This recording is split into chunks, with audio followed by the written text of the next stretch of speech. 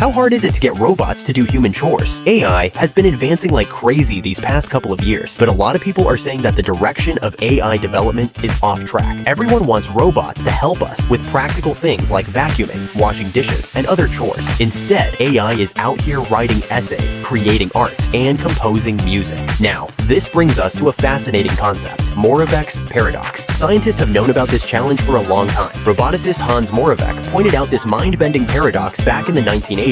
He said, "It's relatively easy to get a computer to play chess like an adult, but giving a computer the sensory and motor skills of a 1-year-old child is insanely difficult, if not impossible." In other words, the hard problems are actually easy, and the easy problems are super hard. But don't worry, scientists haven't given up on cracking this. In fact, there's been some major progress recently. Just this year, a company launched in San Francisco focused on building a general-purpose robot control model. In October, they released something called P0, a foundational robot model that can handle basic chores. For example, the robot can open a washing machine, take out clothes, find a table, and fold everything neatly. Seeing that demo blew my mind. This model is called the Vision Language Action (VLA) model. It's not just about recognizing images, text, and actions. It actually needs to learn physical intelligence by training on real-world experiences. Household chores are just one way to fine-tune these robots for specific tasks. The ultimate goal? To get robots that can adapt and handle all kinds of physical tasks like a human would. If we can make this happen, imagine a future where robots handle every single household chore for you, fully automated. I mean,